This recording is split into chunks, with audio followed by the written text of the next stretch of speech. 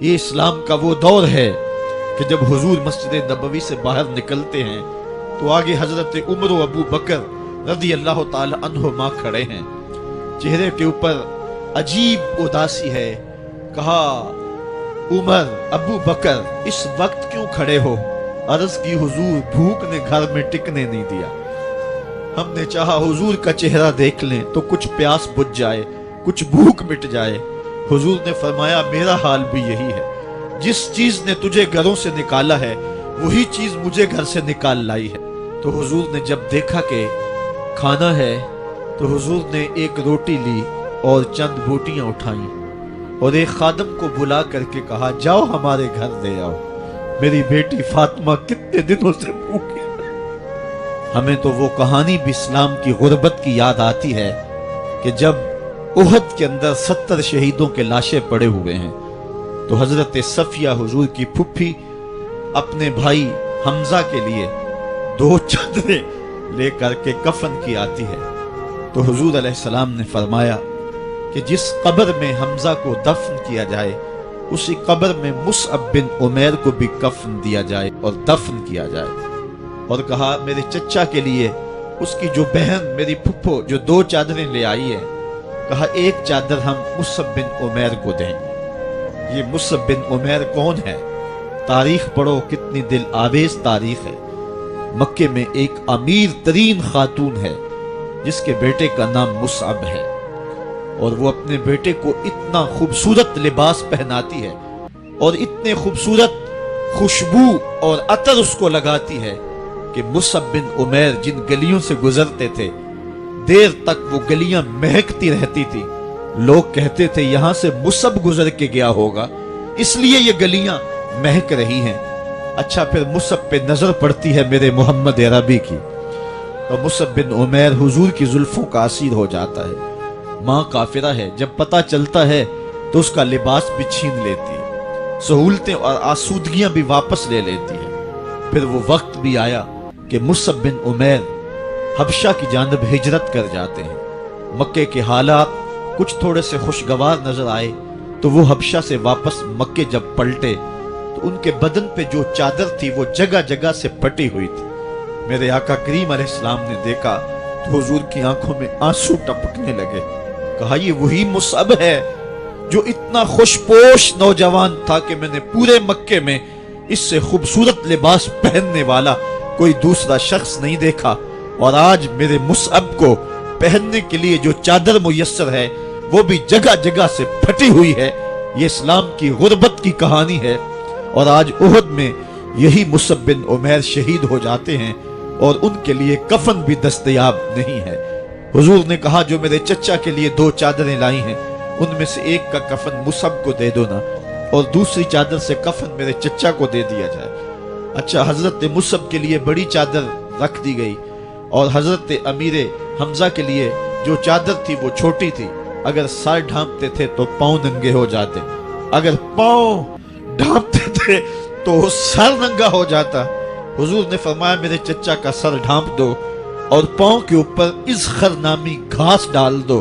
میں یہ اسلام کی غربت کی کہانی تمہیں سنا رہا ہوں. جب میرے رسول کے چچا کے لیے پورے کفن کا ٹکڑا بھی دستیاب نہیں تھا، اسلام اس وقت بھی عزت پا گیا تھا. اسلام اس وقت بھی ذلیل نہیں تھا. اسلام اس وقت بھی سربلند تھا اور اسلام اس وقت بھی عزتوں کی مسند پہ تھا. یہ اسلام کا وہ دور ہے کہ جب حضور مسجد نبوی سے باہر نکلتے ہیں تو آگے حضرت عمر و ابو بکر رضی اللہ تعالی عنہما کھڑے ہیں. چہرے کے اوپر عجیب اداسی ہے. کہا عمر ابو بکر اس وقت کیوں کھڑے ہو؟ عرض کی حضور بھوک نے گھر میں ٹکنے نہیں دیا. ہم نے چاہا حضور کا چہرہ دیکھ لیں تو کچھ پیاس بجھ جائے، کچھ بھوک مٹ جائے. حضور نے فرمایا میرا حال بھی یہی ہے. جس چیز نے تجھے گھروں سے نکالا ہے وہی چیز مجھے گھر سے نکال لائی ہے. چلتے ہوئے حضرت ابو ایوب انصاری کے گھر کے قریب سے گزرے.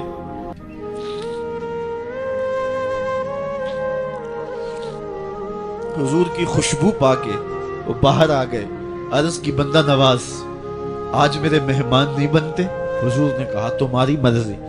گھر لے گئے، چٹائی بچھائی، حضور کو بٹھایا گھر والوں کو بکری کا بچہ ذبح کر کے دیا، کہا جلدی جلدی کھانا تیار کرو، میرے آقا کو بھوک لگی ہوگی۔ یہ کہہ کے واپس آئے، حضور کے پاس بیٹھے، نظر چہرے پہ پڑی تو گھبرا گئے۔ نکاحت کے آثار اتنے واضح تھے کہ سمجھ آ رہی تھی کتنے دنوں سے حضور نے کچھ نہیں کھایا۔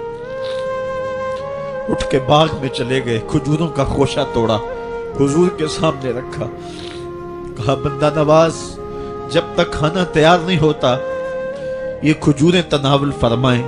تھوڑی دیر کے بعد کھانا دسترخوان پہ لگ گیا، حضور سے عرض کی گئی حضور آئیں کھانا تناول کرنے۔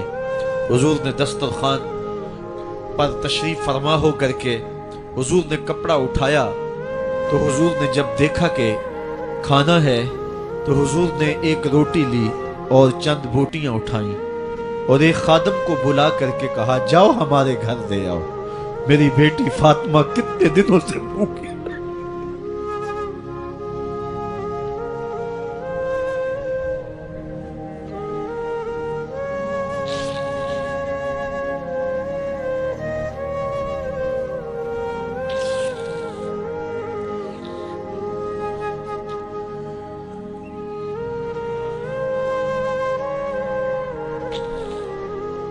کہا جاؤ ہمارے گھر دے آؤ، میری فاطمہ کتنے دنوں سے بھوکی بیٹھی ہوئی ہے۔ مال کے کونین ہیں گو پاس کچھ رکھتے نہیں، دو جہاں کی نعمتیں ہیں ان کے خالی ہاتھ میں۔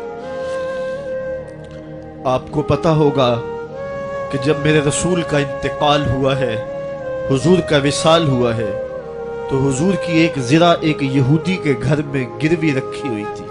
حضور نے زرہ رکھ کر کے اس سے قرض لیا ہوا تھا۔ یہ اسلام کی غربت کی کہانی ہے، اور پھر اللہ نے اسلام کو امارت کے رنگ بھی دیے۔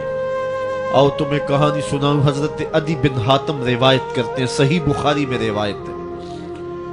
یہ حاتم تائی کے بیٹے ہیں، کہتے ہیں میں حضور کی خدمت میں حاضر ہوا، ایک شخص آیا کہنے لگا حضور غربت نے میرا برا حال کر دیا ہے، اور اس نے شکایت کی غربت کی، پسماندگی کی اور اپنی معاشی بدحالی کی۔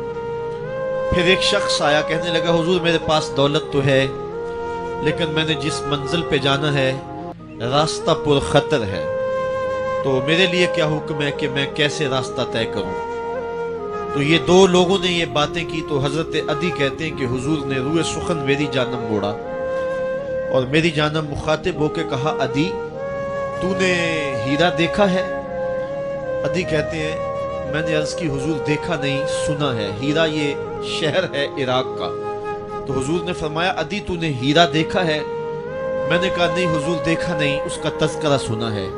فرمایا عدی اگر اللہ تجھے زندگی کی مہلت دے تو ہیرا سے ایک خاتون چلے گی، تو اپنی آنکھوں سے دیکھے گا اور مکے تک پہنچے گی اور اللہ کے گھر کعبہ کا طواف کرے گی، اور اس کو ہیرا سے لے کر کے مکے تک اللہ کے علاوہ کسی کا ڈر نہیں ہوگا۔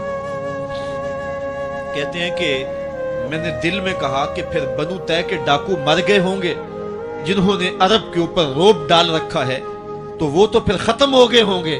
کہتے ہیں میں بھی سوچ ہی رہا تھا کہ حضور نے مزید میری حیرت میں اضافہ کرتے ہوئے کہا عدی اگر تجھے اللہ نے زندگی کی مہلت دی تو تو دیکھے گا کہ کسرا کے خزانے تیری جھولی میں ہوں گے۔ تو اس دور کی سپر طاقت تھی۔